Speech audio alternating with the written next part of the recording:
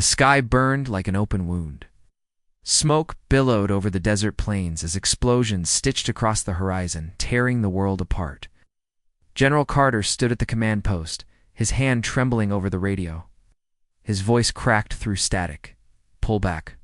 All units. It's over. We've lost the air cover." But as the words left his mouth, a distant echo carried over the radio weak. Broken but alive. It was her voice. Captain Elena Vale. The pilot everyone thought had gone down 20 minutes ago, when her A-10 Warthog took a missile to the wing. She wasn't supposed to be alive.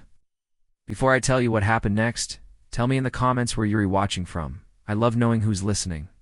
The silence that followed was deafening. Soldiers froze. Even the hum of machines seemed to pause. Then the voice crackled again, hoarse but steady. Command. I still have one wing and half a heart left. It's enough to finish the job. General Carter closed his eyes, his throat tightening.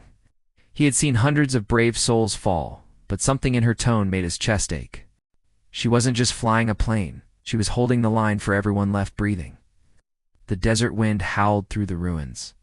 Below the clouds, her crippled Warthog dragged itself through the sky, its left wing torn, engines coughing fire. The cockpit glass was spider-webbed, her gloves soaked in blood, but her eyes steady, defiant locked on the battlefield below.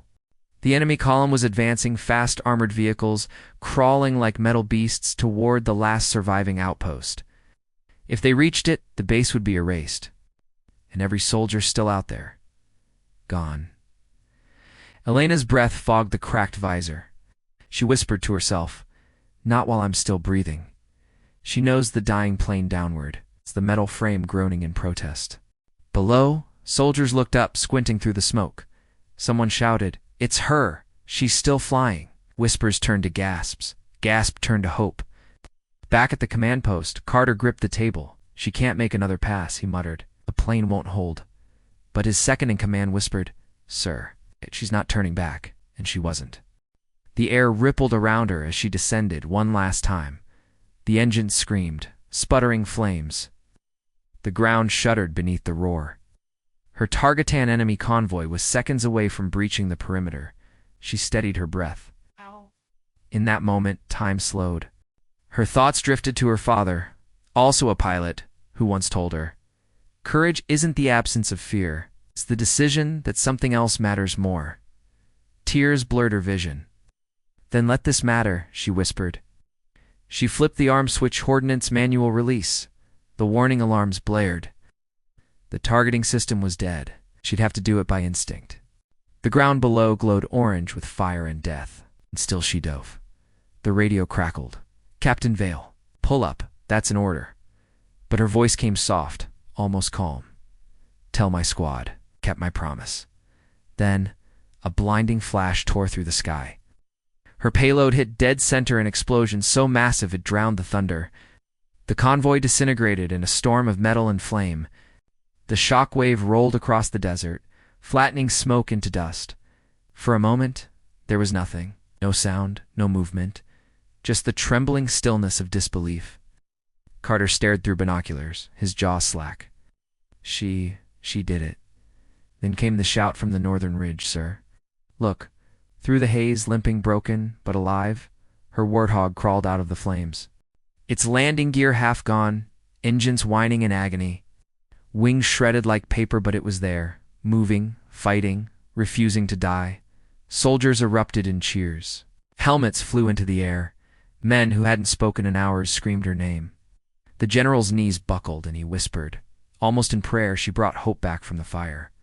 When they found her later, the cockpit was filled with smoke and silence. Elena Vale was unconscious but breathing. The medics carried her out, her flight suit scorched, her face streaked with soot and tears. The entire base stood still, then broke into applause. Some cried openly, some saluted. No one forgot what they had just witnessed, one soldier's defiance rewriting the word impossible.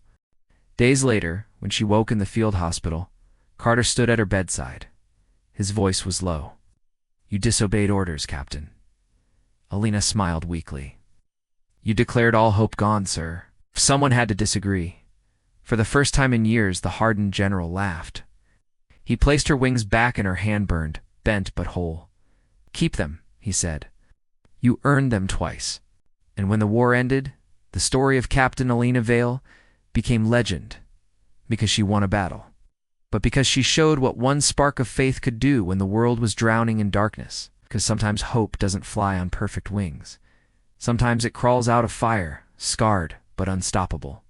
Because courage isn't born in victory, it's born in the moments we refuse to surrender. And if you ever feel like all hope is going to remember her story, because hope doesn't vanish.